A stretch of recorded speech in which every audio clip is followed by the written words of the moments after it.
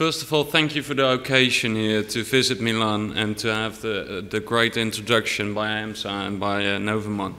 I really have learned a couple of last day about how to improve collection systems. Well, I'll tell you something about food waste collection in the Netherlands. I will mainly focus on collection systems. My name is Gijs Langeveld, as you call in Dutch, but if you talk to me, please call me Chris. Much easier. So I have one sheet about what we do. I represent the Dutch Waste Management Association. It represents about 65 of the waste volumes and market shares. It's all the companies who are actually processing the waste. We have about 50 members in the Netherlands, and the activities include recycling, collection, hazardous and oil-containing waste, bioconversion, waste to energy, landfilling, and sewer maintenance. So, let's get to the interesting part. For the Dutch Waste Management Association, I do a project for them, and I would love to tell you about our project. We facilitate knowledge exchange between municipalities to improve the collection of food and garden waste. The first 2 years, we have mainly a focus on low-rise buildings, so houses with gardens. But the big challenge is how to do it in the high-rise buildings. So, first I will tell you something about the current situation in the Netherlands, shortly but briefly. Then I will focus on the study intervention we did on the high-rise. And last but not least, I will end with all the challenges we still have left. So, first of all, I'm sorry that I didn't translate this, so I will talk you through this sheet. But the most important one is the blue line, the top one. It's in the Netherlands we collect garden and food waste together. So that's the top line. And as you can see, in the early 90s in the Netherlands, it became obliged by law to collect this. And you see this steep rise to 100 kilograms per habitant per year. So that's interesting. But what happened next in the Netherlands? It only went down. So that's interesting. So I didn't do any statistical research, but some explanations could be, for example, that we have pay-as-you-go systems, and they also tax in certain municipalities the organic waste. And if you pay a price for something, you're going to do it less. So they find other ways. Another explanation could be that at least the first 10 years of the downgoing, a lot of municipalities stopped with collecting the organic waste in high-rise buildings. Why? Because the quality was too low. The participation rate was too low, and well, we'll see next. So, for your information, the other lines are the orange is the paper, the green one is, well, I have to look about the glass, and the blue one is the plastics. We started in the Netherlands with plastic collection only like 3 years ago, but you see a steep rise, but currently it's already flattening. So this is in our residual waste, and it's more or less the same as the other European countries. There's still like 41% of organic waste in the residual waste. More, personally, I found the other one more interesting. You can see on the left side, there's still 100 kilograms per habitant per year, per inhabitant per year in the residual waste. And the other hand is like 106 kilograms, which we collect separately. So it's more or less 50-50. So we have there a challenge. So what is the current situation? Our current minister has already set a target of 75% separation rates, recycling rates of municipal waste in 2020. Currently it's only 50%. Only, well, we're around the top within Europe, but from going from 50 to 75 is a big step. Well, also the minister said municipalities are responsible. So what we see in the Netherlands is that all the municipalities are searching for their own solution. So we don't have one system overall. We have, I think, well, we have 400 municipalities, so we have 400 different systems. And legally, the current situation is that all the municipalities are obliged to collect the food waste. But if I am a municipality and I don't want to collect the food waste in a high-rise building, I just go to the central government and I say, well, just to know, I don't do it. And then they say, okay, there's no test, there's nothing. So it's a bit like the Italian situation, I can imagine. So, one sheet on houses with garden.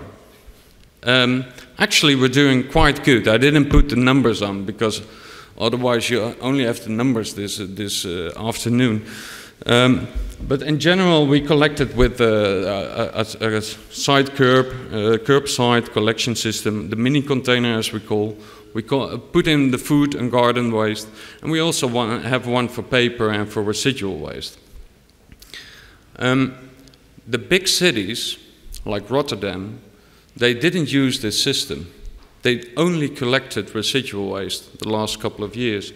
So the sheet on, well, I have a pointer over here. This one, it says, we are going to collect again at the houses with gardens. Of course, that's much better than no collection. So I would like to point out two interesting initiatives. The polluter pays, well, you all know it. But the specific is that if you have payment on only residual waste, you see that the number of organic waste is around 125 kilograms per habitant per year. But if you also have the payment system on organics, that lowers to like 60 kilograms per habitant per year. And it doesn't matter if it's the same amount you have to pay or there's a difference in between. The fact that you're paying for organic waste is lowering the amount. The second one is even, I think, interesting. It's a system which I introduced in Arnhem, but it's also introduced in other municipalities, and it's called reversed waste collection. We come and collect at your house only the resources. Plastic, organic waste, and paper. Your residual waste, what do you do with that? Well, first of all, you don't have any residual waste, of course, but what's left? You have to bring it to a central collection point, somewhere in the area. So, the fact that you have to walk with your residual waste is lowering the amount of residual waste impressively. No payment system, no nothing. Just the fact that the service level of residual waste is lower than from resources. So, enough said about houses with gardens. For us, the challenge is mainly, the million-dollar question, is houses with high-rise, with no garden. So, well, let's go back. What you see in this diagram is this is the percentage on the horizontal level of the amount of high-rise buildings. So this is like only houses with a garden, and this is only flats. And here you see the amounts in per habitant per year. And the residual waste is like a linear between the amount of high-rise buildings and the amount of residual waste. And the other way around with a garden and food waste. So this one, the big one, is the garden and food waste, and the small one is only the garden waste. You see, it's going down. And if you have a city with around 80% of high-rise buildings, the amount, well, it maybe is 10 kilograms per habitant per year.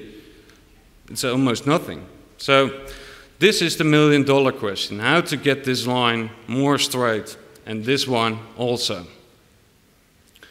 So where is this problem in the Netherlands the most? Our most highly dense areas are in, as we call, the Randstad. It's Rotterdam, it's around here, it's The Hague, it's Amsterdam, and it's Utrecht, the lovely city where I live. You also have here Eindhoven, Groningen, and here is the area of Arnhem-Nijmegen. Those are the big, where the biggest densities are. So let's take a look at the underperforming municipalities. Not who is doing best, but who is doing, well, who could improve most. It's Amsterdam, it's The Hague, and it's Rotterdam. If you look at the recycling percentage, they're quite low, as I showed you and it's because they have a high percentage of high-rise. So this is an interesting fact. About the 400 municipalities we have, they rank 1, 2, and 3. So we started a project with the objective to find successful interventions on the collection of food waste in the Netherlands. So we're looking at houses with no garden. So that's firstly, it's the flat with 4 high. It's also the 10 high flat. Well, we don't have like the 40 high flats you have, but well, maybe in Rotterdam. But the third one is also interesting. It's the old center areas of the old cities. It's really densely built. People almost have no garden. And here is asking, like, here you have the same problem as in these. So we looked into a part of the cycle, which is most, we looked into separation, storage, and transport disposal. So let me take you with us. The first results is that the first scan was that there were about 70 municipalities who collect food waste in high-rise buildings. And we have more or less 2 systems. It's door-to-door and it's containers. I will dig into that on the next slides. One of the big problems, if you're using containers, is the amount of pollution. Maybe it's not a right English word, but there's a lot of residual waste in. That's what I mean. I put the solutions on the back. If you make the opening smaller, you cannot easily throw in your residual waste. So that's the first solution. The second solution is to use like a cart, which you, therefore only the inhabitants who are can use it, who want to use it. And that's something else. Who wants to use it? We found out in a specific city in Apeldoorn that there were placed everywhere the collection center, and the participation rate was only 10%. And what did they then? They removed them all and said, you get one if you're going to use it. So the number of containers were reduced by half. But the participation rate went up with 20% because people said in front, I'm going to use it. And that's something you should keep in mind. How do we trigger people to use it? So this scheme is which cities, but it doesn't say anything to you, so I will skip through. The only thing which is interesting is that the indoor container collection systems, as you use here in Milan, we don't have them. Only a certain kind of buildings have these rooms, but they're very scarce in the Netherlands. Well, first of all, let me look into the separation. We really focused on source separation, so the kitchen crusher and the post separation we didn't look into in this study. But what is interesting is the old Dutch triade model. It's probably translated, but I've done it in my klompen English. There are 3 factors which influence why people are separating. The first one is circumstances. It's infrastructure. Well, if you don't have a bin, you cannot separate. That's the easy one. But the second one is capabilities. Are people capable of doing it? And the example of New York, but also here in Milan, is that you have a lot of cultures. How do you, well, usually the Europeans, well, at least within the Netherlands, people from the Netherlands themselves, they know how to do it. But is someone who's never been fed up with such a system also able to do it? So you have to have an education scheme or learning. And the last one, but mostly probably the most interesting one, is the motivation. Are people motivated to get their waste separated? And there are all kind of ways, and I won't dig into it now too deeply, but it's really interesting how to motivate people. Peer pressure, games between each other. There's a way, there's a big world to discover. But it's really, we all focus on the technical details, but this one is maybe even as interesting. And this is like a study, it's also in English, but I couldn't find the pictures, is that we have 8 different kind of people, and how how can you interact with them? So on the storage, well, I put the biodegradable plastic bags. But we're looking now into, like New York also have, what is the preferred selection of bags. At this moment in the Netherlands, bags aren't used at all. We just use the containers. So there's a way forward for Novamont, for example. There's, well, the Netherlands is still empty of compostable bags. So, but this is really a way forward, and the thing is that within the Netherlands we didn't communicate about organic waste for the last 15 years to high-rise buildings.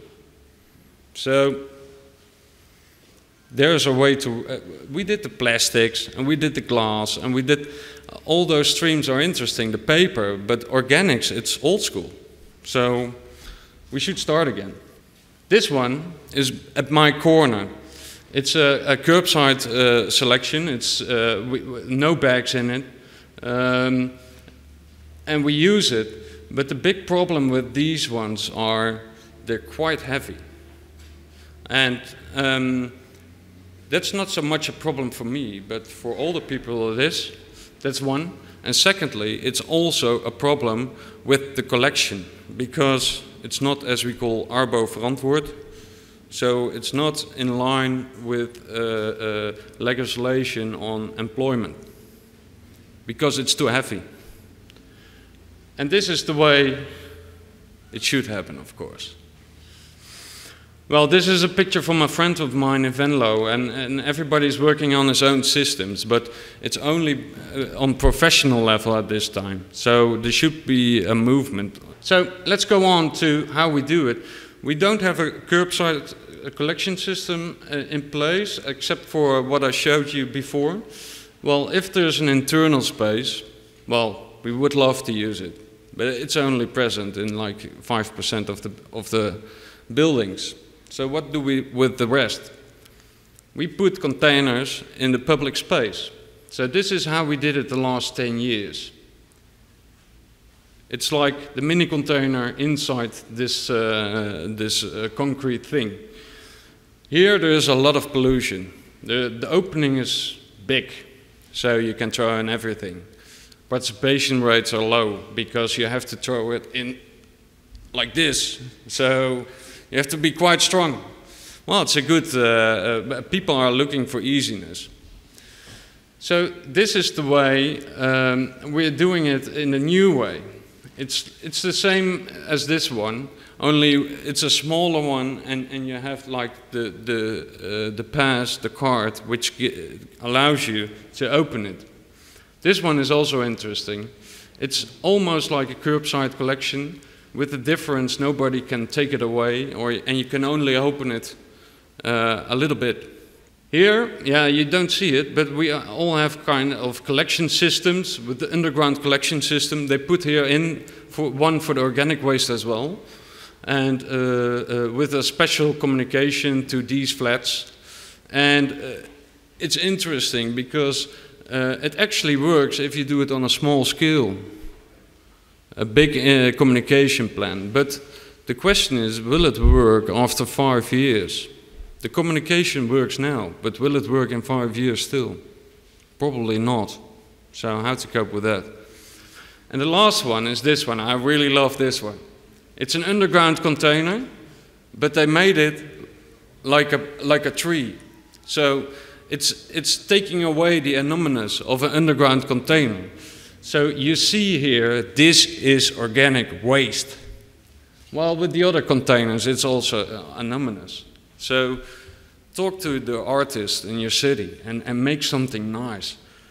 It's expensive, but it's nice. I would love to use this. Yeah. And money isn't everything in life. So almost final sheet. The main challenges for us, how to collect it in high-rise buildings, is the participation rate, the communication. Is it only once when you introduce it, or is it also when you 5 years further? Still the smell, but I learned that Novamont has a good solution for that. The comfort of inhabitants, it's like, how do you comfort them? How is it going to be easy for them to separate? The quality of the waste, well, I told you about that.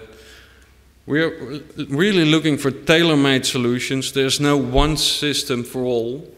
We need separate systems per kind of habitants, per kind of house. And last but not least, I didn't tell you, the social return. It's really important that we're creating jobs for people who aren't that educated as we are here. So, and this is a point. People are learning how to work and actually can improve. So, the feedback and questions, please do during the break. I will be leaving at 5 o'clock, so please do it during the next break. These are my contact details, and thank you very much for your attention.